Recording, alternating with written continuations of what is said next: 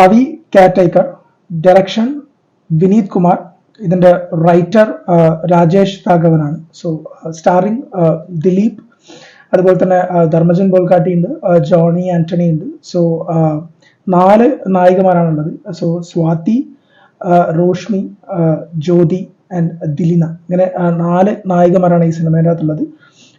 ദിലീപിന്റെ തന്നെ ഈ വർഷം ഇപ്പം നമ്മുടെ രതീഷ് രഘുനന്ദന്റെ സിനിമ തങ്കമണി ഇറങ്ങി, അതിന് മുമ്പ് വന്നിട്ട് ബാൻഡർ ഇറങ്ങി. സോ ദിലീപിനൊരു ഒരു പ്രോപ്പർ ആയിട്ടുള്ള ഒരു ബ്രേക്ക് കൊടുക്കാൻ പറ്റുന്ന രീതിയിലുള്ള ഒരു സിനിമ വരുന്നുണ്ടായിട്ടില്ല. സോ ദിലീപ് തന്നെ ഈ സിനിമയുടെ പ്രൊമോഷന്റെ സമയത്തൊക്കെ ദിലീപ് ഇമോഷണൽ ആവും കാര്യങ്ങളൊക്കെ ചെയ്തിട്ടുണ്ടായി. സോ അങ്ങനെ ദിലീപിന്റെ ഗ്രാൻഡ് പ്രൊഡക്ഷൻസ് തന്നെ ഫിയോക്കും ഗ്രാൻഡ് പ്രൊഡക്ഷൻസും കൂടി ചേർന്നിട്ട് എത്തിച്ചിട്ടുള്ള സിനിമയാണ് ആക്ച്വലി പവി കാറ്റൈക്കർ എന്ന് പറയുന്നത്. പവി കാറ്റൈക്കർ ബേസിക്കലി ഒരു ഫീൽ ഗുഡ് ആണ്. ആക്ച്വലി വിനീത് കുമാർ ഇതിന് മുമ്പിൽ ചെയ്തിട്ടുള്ള സിനിമകൾ അയാൾ ഞാനല്ല, അതുപോലെ തന്നെ ടോവിനോട് ഒരു പടം ഉണ്ടായിരുന്നു. സോ അതൊക്കെയാണ് വിനീത് കുമാറിന്റെ മുമ്പിലത്തെ സിനിമകൾ. സോ അതുപോലെ തന്നെ ഒരു ഫീൽ ഗുഡ് സിനിമയായിട്ടാണ് ആക്ച്വലി പവി കാറ്റൈക്കർ വന്നിട്ടുള്ളത്. ഇതിന്റെ സ്റ്റാർട്ടിങ് മുതലാണെങ്കിലും ഇതൊരു സട്ടിൽ ആയിട്ടുള്ള ഒരു കഥ പറയുന്ന ഒരു ഫ്ലാറ്റിലെ ഒരു കെയർടേക്കർ ആയിട്ട് ദിലീപ് വരികയും അതിനെ ചുറ്റിപ്പറ്റി ഉണ്ടാവുന്ന കാര്യങ്ങൾ തന്നെയാണ് ആക്ച്വലി ഈ സിനിമയുടെ ഒരു ബേസിക് ആയിട്ടുള്ള ഒരു പ്ലോട്ട് എന്ന് പറയുന്നത്.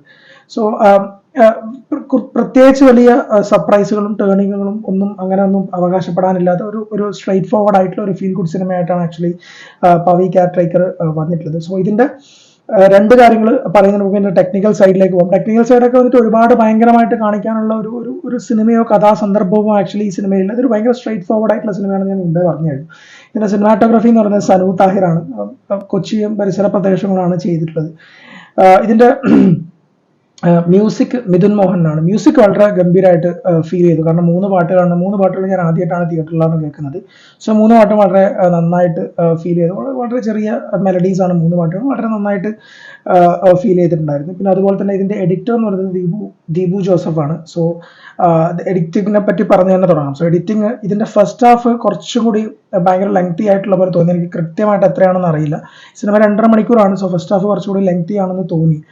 സോ അതുകൊണ്ട് തന്നെ എഡിറ്റിങ്ങിന് കുറച്ചുകൂടി വന്നിട്ട് എനിക്ക് തോന്നിയിട്ടുള്ള ഒരു പ്രശ്നം എന്ന് വെച്ചാൽ എഡിറ്റിംഗ് കുറച്ചുകൂടി ശ്രദ്ധിച്ചിരുന്നെങ്കിൽ കുറച്ചും കൂടി ക്രിസ്പ് ആൻഡ് ക്ലിയർ ആയിട്ട് സിനിമ വന്നേനെ എന്നെനിക്ക് തോന്നിയിട്ടുണ്ട്. ഇനി ഇതിന്റെ സിനിമയിലേക്ക് വരാം, ദിലീപിലേക്ക് വരാം. ആദ്യം ദിലീപ് പറയുന്നുണ്ട് നമ്മള് സിനിമ ആൾക്കാർ കാണുന്നില്ല, സംഘം ചേർന്നുള്ള ആക്രമണമാണ് സിനിമ. അങ്ങനെയൊന്നും ഉണ്ടെന്ന് എനിക്ക് തോന്നുന്നില്ല. കാരണം ഉണ്ടാവണം, എല്ലാവർക്കും ഹേറ്റേഴ്സും കാര്യങ്ങളൊക്കെ ഉണ്ടല്ലോ. നമ്മുടെ നാട്ടിൽ എപ്പോഴും എല്ലാത്തിനും ഹേറ്റേഴ്സ് ഉണ്ട്. ദിലീപിനെ പോലത്തെ ഒരാൾക്ക് ഓബ്വിയസ്ലി ദിലീപ് ഗോ ത്രൂ ചെയ്തിരിക്കുന്ന കാര്യങ്ങളൊക്കെ വെച്ച് നോക്കുന്ന സമയത്ത് ഹേറ്റേഴ്സ് ഉണ്ടാവുന്നത് വളരെ സ്വാഭാവികമാണ്. പക്ഷെ അത് സിനിമേനെ ബാധിക്കുമെന്ന് എനിക്ക് തോന്നുന്നില്ല. അങ്ങനെയാണെങ്കിൽ രാമലീല പോലത്തെ ഒരു സിനിമ ഹിറ്റ് ആവണമല്ലോ. സിനിമയുടെ കണ്ടന്റ് ആണ് എപ്പോഴും ആൾക്കാർക്ക് പ്രധാനം എന്ന് എനിക്ക് പേഴ്സണലി ഫീൽ ചെയ്യാറുണ്ട്. സോ അങ്ങനെയുള്ളൊരു പെർസ്പെക്റ്റീവ് അല്ല. പിന്നെ ദിലീപിന്റെ ഒരു പ്രശ്നമായിട്ട് എനിക്ക് പേഴ്സണലി, ദിലീപിന് ഇഷ്ടമുള്ള ഒരാളെന്ന രീതിയിൽ എനിക്ക് പേഴ്സണലി തോന്നിയിട്ടുള്ളതെന്ന് വെച്ചാൽ ദിലീപിന് ചെയ്യാൻ പറ്റുന്ന രീതിയിലുള്ള ഒരു കോമഡി സബ്ജക്ട്സ് ഇപ്പൊ വരുന്നുണ്ടോ എന്നുള്ളത് സംശയമാണ്. അങ്ങനെ വന്നാൽ തന്നെ ദിലീപിന്റെ കൂടെ നിൽക്കാനോ അല്ലെങ്കിൽ കട്ടക്ക് കോമഡി എന്ന് പറയുമ്പോൾ എപ്പോഴും വന്നിട്ട് അതൊരു ഗിവ് ആൻഡ് ടേക്ക് പരിപാടിയാണല്ലോ. സോ അതുകൊണ്ട് തന്നെ ദിലീപിന്റെ കൂടെ നിന്നത് വർക്കൗട്ട് ചെയ്യാനുള്ള ആൾക്കാരും ഇപ്പോൾ ഇല്ല. അപ്പൊ അത്രയും ഗംഭീരമായിട്ടുള്ള ആൾക്കാർ, അത്രയും കോമഡി ടൈമിംഗ് ഉള്ള ആൾക്കാർ ഇപ്പൊ ഇല്ല. ഇപ്പൊ ഒന്നിക്കൽ എന്ന് വെച്ചാൽ സ്ക്രിപ്റ്റ് നല്ല കോമിക്കൽ ആയിട്ടുള്ള സമയത്തും അല്ലെങ്കിൽ എന്ന് വെച്ചാൽ ഫ്രഷ് ആയിട്ടുള്ള ഒരു കോമഡി സബ്ജക്ട് വരുന്ന സമയത്താണ് ആൾക്കാർ ശരിക്കും ഒരു സിനിമ കാണാൻ വേണ്ടി വരുന്നത്. അപ്പോൾ ചന്ദ്രേട്ടനെ വിടയൊക്കെ ഉണ്ട് എനിക്ക് ഭയങ്കര ഇഷ്ടപ്പെട്ട സിനിമയാണ്. ലൈഫ് ഓഫ് ജോസൂട്ടിയും എനിക്ക് ഭയങ്കര ഇഷ്ടപ്പെട്ട സിനിമയാണ്. അതൊക്കെ വന്നിട്ട് എവിടെയോ ആ ഫീൽ ഗുഡ് തന്നെ ആണെങ്കിൽ കൂടെ അത് ഗംഭീരമായിട്ട് കൊണ്ടുവരാൻ വേണ്ടിയിട്ടും ആക്ച്വലി ആ ഡയറക്ടേഴ്സിന് പറ്റിയിട്ടുണ്ട്. സോ പവി കെയർടേക്കറിലേക്ക് വരുന്ന സമയത്ത് എനിക്ക് ടു ബി വെരി ഓണസ്റ്റ് എനിക്ക് ആദ്യം മുതലേ ഇതിൽ വലിയൊരു പ്രതീക്ഷ ഉണ്ടായിരുന്നില്ല. കാരണം ഇതൊരു ഫീൽ ഗുഡ് ആയിരിക്കും, അറ്റ് ദ സെയിം ടൈം വന്നിട്ട് എത്രത്തോളം ഇതിൽ കോമഡി വർക്കൗട്ട് ആവും എന്നുള്ളത് നമുക്ക് അറിയത്തില്ലായിരുന്നു. അതുകൊണ്ട് തന്നെ എനിക്ക് ഭയങ്കര ലോ ഹൈപ്പോടുകൂടിയാണ് ഞാൻ എന്നാലും എനിക്ക് ഈ സിനിമ കാണണം എന്നെനിക്ക് ഭയങ്കരമായിട്ടുള്ള ആഗ്രഹം ഉണ്ടായിരുന്നു. സോ അതുകൊണ്ട് തന്നെ ഫസ്റ്റ് ഡേ തന്നെ പോയത്. ഇലക്ഷൻ ആയതുകൊണ്ട് 1 മണിക്കായിരുന്നു നമുക്ക് ഷോ ഉണ്ടായിരുന്നത്. സോ സിനിമയിലേക്ക് വരുന്ന സമയത്ത് വെച്ചാൽ ദിലീപിന്റെ റോള് നന്നായിട്ട് ചെയ്തിട്ടുണ്ട്. സോ എന്നാൽ പോലും വന്നിട്ട് ദിലീപിനെ പോലത്തെ ആളുടെ ഒരു ഏജിലേക്ക് വരുന്ന രീതിയിലുള്ള ഒരു കഥാപാത്രമാണോ പവി എന്ന് വെച്ചാൽ എനിക്ക് കൃത്യമായിട്ട് അറിയില്ല. സോ ചില സമയത്തൊക്കെ ചില സ്ഥലങ്ങളിലൊക്കെ വന്നിട്ട് കുറച്ച് ഓവർ അരോചകമായിട്ട് ഫീൽ ചെയ്യുന്നുണ്ടായിരുന്നു ദിലീപിന്റെ ഫസ്റ്റ് ഹാഫ്, എസ്പെഷ്യലി ഫസ്റ്റ് ഹാഫിലേക്ക് വരുന്ന സമയത്ത്. അതിന് ഒന്നാമത്തെ റീസൺ സിനിമയുടെ കോമഡിയാണ്. വളരെ കഷ്ടപ്പെട്ട് കോമഡി ഉണ്ടാക്കാൻ ശ്രമിക്കുന്ന പോലെ ഫസ്റ്റ് ഹാഫിൽ തോന്നി. കാരണം ഒരു മരപ്പട്ടിയുടെ സീനൊക്കെ ഉണ്ട്. അതൊക്കെ എന്തിനാണ് സിനിമയിൽ നിന്ന് പോലും എനിക്ക് മനസ്സിലായിട്ടില്ല. അതൊരു ഇമ്പാക്റ്റും സിനിമയിലേക്ക് ഉണ്ടാക്കുന്നില്ല എന്നുള്ളതാണ് സത്യം. 1-2 കോമഡിയൊക്കെ ഒരു അത്യാവശ്യം ചിരി നമുക്ക് വരുന്ന രീതിയിൽ ചെയ്യാൻ വേണ്ടിയിട്ട് പറ്റിയിട്ടുണ്ട്. പിന്നെ ഇതിൻ്റെ അകത്ത് ഏറ്റവും സന്തോഷമുള്ളൊരു കാര്യം എന്ന് പറയുന്നത് വെച്ചാൽ ഈ ഫസ്റ്റ് ഷോ 1 മണിക്കത്തെ ഷോ കാണാൻ വേണ്ടിയിട്ട് ഞങ്ങൾ കണ്ട തിയേറ്ററിൽ ഏറ്റവും നല്ല പ്രായമുള്ളൊരു ഒരു ഒരു അമ്മമ്മയൊക്കെ പടം കാണാൻ വന്നിട്ടുണ്ടായി. അപ്പോൾ ദിലീപിൻ്റെ ആ ഒരു ഓഡിയൻസ് ഇപ്പോഴും ദിലീപിൻ്റെ കൂടെ തന്നെ ഉണ്ട് എന്ന് തന്നെയാണ് ഞാനതുകൊണ്ട് വിചാരിക്കുന്നത്. പക്ഷെ നമ്മൾ പ്രോപ്പറായിട്ടുള്ള ഒരു പ്രോപ്പർ കംബാക്കിലേക്ക് വരാൻ വേണ്ടിയിട്ട് നമുക്ക് പറ്റണം എന്നുള്ളതാണ് എനിക്ക് പേഴ്സണലി ഫീൽ ചെയ്തിട്ടുണ്ട്. സോ ഫസ്റ്റ് ഹാഫിൽ എനിക്ക് പല സ്ഥലത്തും പല പ്രശ്നങ്ങളും എനിക്ക് ആക്ച്വലി പവി കേട്ടേക്കറില്ല എനിക്ക് പേഴ്സണലി തോന്നി. കാരണം ചില ആൾക്കാർ അത് എൻജോയ് ചെയ്യുന്നുണ്ട്, പക്ഷേ എനിക്ക് പേഴ്സണലി അത് പലതും വർക്കൗട്ട് ആവാത്ത പോലെ തന്നെയാണ് എനിക്ക് ഫീൽ ചെയ്തിട്ടുള്ളത്. ഭയങ്കര ലെങ്തി ആയിട്ടും തോന്നി. അതുകൊണ്ടാണ് ഞാൻ നേരത്തെ പറഞ്ഞത് കുറച്ചും കൂടി ക്രിസ്പ് ആക്കായിരുന്നു ഫസ്റ്റ് ഹാഫ്. എന്നാൽ പോലും അവിടെ ഇവിടെയൊക്കെ നമുക്ക് ചിരിയും സമ്മാനിക്കുന്നുണ്ട്. ദിലീപ് വളരെ കഷ്ടപ്പെട്ട് ദിലീപിൻ്റെ സ്ട്രെയിന് നമുക്ക് മനസ്സിലാവണം. ദിലീപിനെ പോലെ ഒരാൾ ഉള്ളിലെന്ത് പറഞ്ഞാലും പുള്ളിക്ക് ഉള്ളിലുള്ളതല്ല നമ്മുടെ മുഖത്തേക്ക് വരും. അങ്ങനെ ഒരു പ്രശ്നവും ദിലീപിന് ആക്ച്വലി ഉള്ള പോലെ എനിക്ക് പേഴ്സണലി ഫീൽ ചെയ്തിട്ടുണ്ടായി. സിനിമയുടെ ഫസ്റ്റ് ഹാഫിന്റെ ലാസ്റ്റ് ഭാഗത്തേക്കാണ് സിനിമയുടെ മെയിൻ ത്രെഡിലേക്ക് വരുന്നത്. ആ ത്രെഡിലേക്ക് വരുന്ന സമയത്ത് ഈ സിനിമ കുറച്ച് എൻഗേജ് ആവുന്നുണ്ട്. ആ ഒരു എൻഗേജ്നെസ് അത് എൻഗേജ് ആവാൻ തുടങ്ങിയ സിനിമ സെക്കൻഡ് ഹാഫിൽ ഉടനീളം നമ്മൾ എൻഗേജ് ചെയ്ത് നിർത്തുന്നുണ്ട് തന്നെ എനിക്ക് ഫീൽ ചെയ്തിട്ടുണ്ടായി.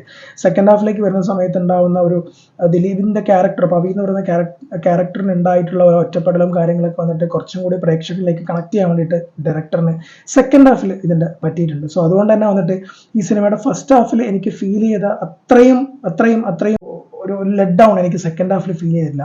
അത് ഈ സിനിമയെ രക്ഷപ്പെടുത്തി എടുക്കാൻ പറ്റും.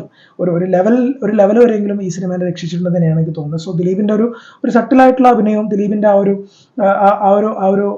എന്താ പറയുക, ഒരു കഥ പറയുന്ന പോലെയുള്ള ഒരു ഒഴുക്കും കാര്യങ്ങളൊക്കെ വന്നിട്ട് സെക്കൻഡ് ഹാഫിൽ ഈ സിനിമക്ക് വരുന്നുണ്ട്. അതെനിക്ക് പേഴ്സണലി ഞാൻ പറഞ്ഞില്ല, ഞാൻ എല്ലാ സിനിമയും അതിൻ്റെ ഒരു ജോണർ ബേസ് ചെയ്തിട്ട് കാണുന്ന ഒരാളായതുകൊണ്ട് തന്നെ എനിക്ക് സെക്കൻഡ് ഹാഫിലേക്ക് വരുമ്പം എനിക്കൊരു ബെറ്റർ മൂവി ആയിട്ട് ആക്ച്വലി പവി കെയർടേക്കർ ഫീൽ ചെയ്തിട്ടുണ്ട്. അത് ദിലീപിന്റെ ഇമോഷനാണ്, മെയിൻ ഇമോഷൻ സീനുകളാണ്.